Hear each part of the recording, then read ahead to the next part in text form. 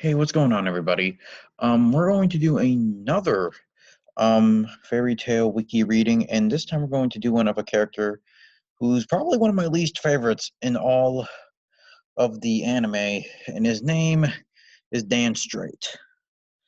The best way I could describe this guy is like Zenitsu from Demon Slayer if he were like 100 times more annoying and his power was 100 times less cool and if he were 100 times less important to anything. So yeah, that's him right there with his creepy "I'm going to watch you while you change clothes" smile. And he even has a quote that's nice. That voice, those eyes, that mouth, that hair, that bosom, that waist, those legs, all of it makes my Fibonacci sequence.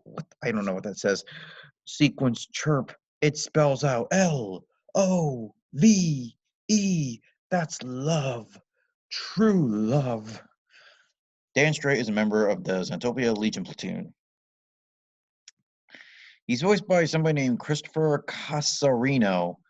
He's not bad, actually. I will say, while I'm not a fan of this character, the guy's voice is actually really good. Like, this guy has a lot of energy.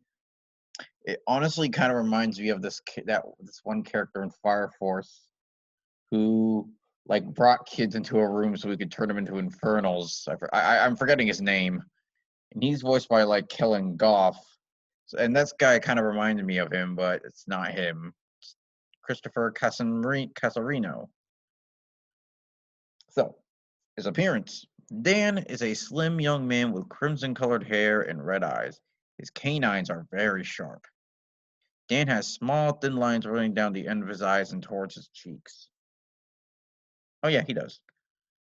He wears a thick armor over his body, which consists of a metallic breastplate that extends down to the knees, making the lower extension appear as a long skirt.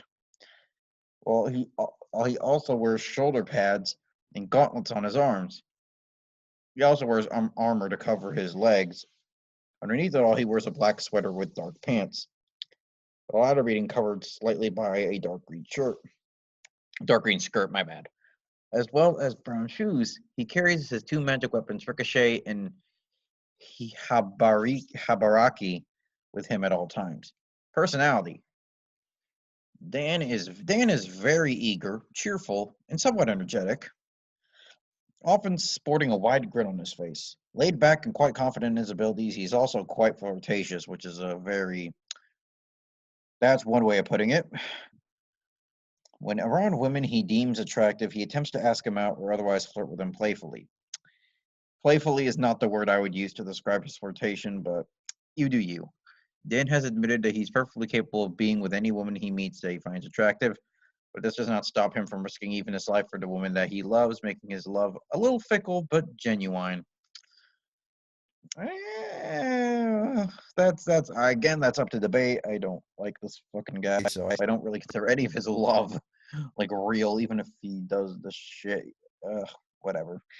Dan hails from a port. Oh, he actually has a history, which is cool. Dan hails from a port-like town called Cedar, where the citizens depend on the local knights who protect the town and the church. Dan comes from a family of knights, and as such, he was treated kindly and had a happy childhood. At some point in his younger days, Dan found himself in a civil war as the knights fought with each other briefly in a battle which left no one injured. Some years later, a girl who Lucy Hartfilia strongly resembled started attending the same school as Dan. He fell in love with her. Almost every day since then, he would ask her for her hand in marriage, but she always rejected him, upsetting him to the point where he apparently cried for 3 days and nights. To overcome this rejection, he embarked on a journey away from home. During his travels, he encountered many beautiful women. All of them rejected him, and he eventually became a member of the Legion Platoon of the Zantopia Church. Kind of a sad, pathetic excuse for a backstory. But there you go. Let's look at some pictures. And there's Dan and his creepy ass smile. Dan is a male, if you couldn't tell. Dan is also a member of the Zantopia Church. Again, just so you know. There he is with his weapons, with his creepy ass smile, looking ready for a fight. This is him looking very, very chunky, going after a knight, possibly for training. That's him fighting Urza. There he is about to fight Natsu. There, what was this? Oh, this is him unconscious because he was defeated. This is him telling the others his boring ass sob story. This is him watching Virgo's weird, creepy dancing that Lucy does not like. Like, look at her. She doesn't like that dancing. She knows what real dancing's like. And this is Dan waving a fan. I think he's supporting Byro during his fight with Natsu, while Coco just looks so worried that Byro's gonna kill him. Dan's just like, yeah, go Zentopia. My God. And this is Dan immediately changing his love towards Angel, while Jackal just looks on like, this is so awkward. And like Angel just looks gross, so grossed out, like she's gonna beat the shit out of him, and I kind of wish she did. And there's again Dan with Angel, and Angel looks very uninterested in this loser, as she should.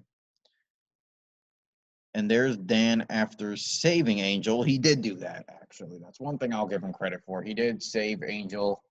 I don't want to really spoil it if you want to watch the Key to the Starry Sky arc, but yeah, he did actually end up helping save her, he and Gray. And that's Urza destroying Dan with that hammer after Dan tried to flirt with her. He's no Jalal, I'll give him that. I'll say that. And that's Dan's shield again with his creepy fucking smile.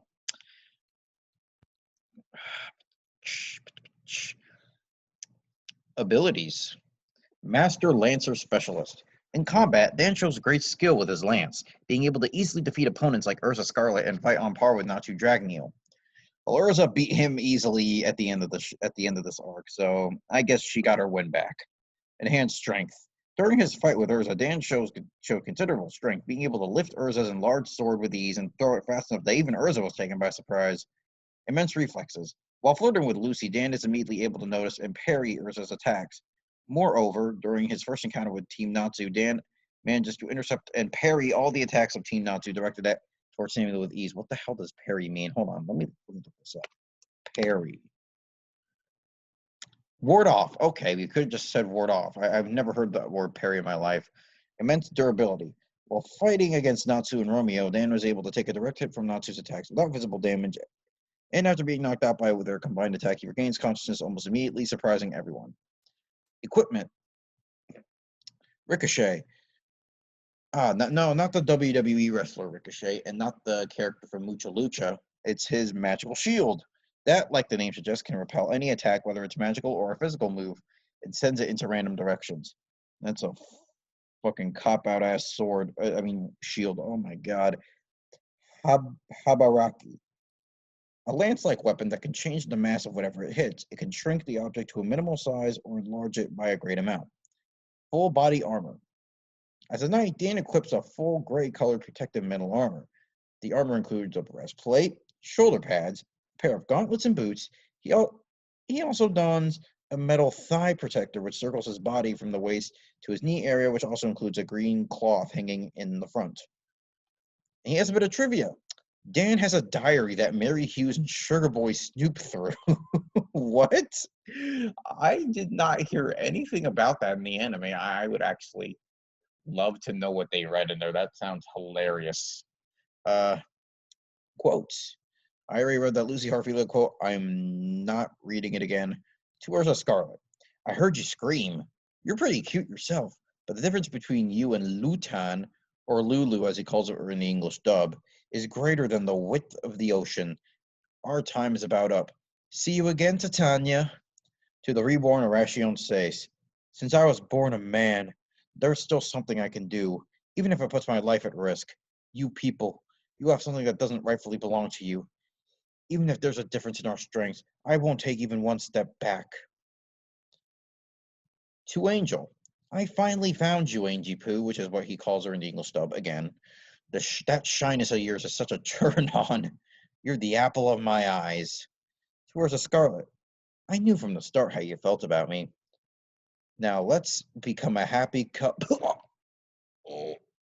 That's like I think after he gets hit. So yeah, that is one of my least favorite characters in the entire show, and that is him. Maybe I'll do the remaining two, Gutford, Kubrick, and Samuel. Maybe I'll do them at some other time. Maybe not for a while because I kind of want to do some other videos. Like, I'm still thinking of what to do for the videos, honestly, but I want to kind of do something different. So this may be the last fairy tale characters you probably didn't know or remember for a while. So, but if you like this video, be sure to give it a thumbs up, subscribe to the channel, because I'm trying to hit 1,000 subscribers by the end of the month. Comment down below and share the video on any media platform that you can. The more sharing, the better, because sharing is caring, and that shows you care about me, like I care about you. So until then, until we meet again, I'm the friendly weirdo, and stay beautiful, because I most certainly am not going to do that for you.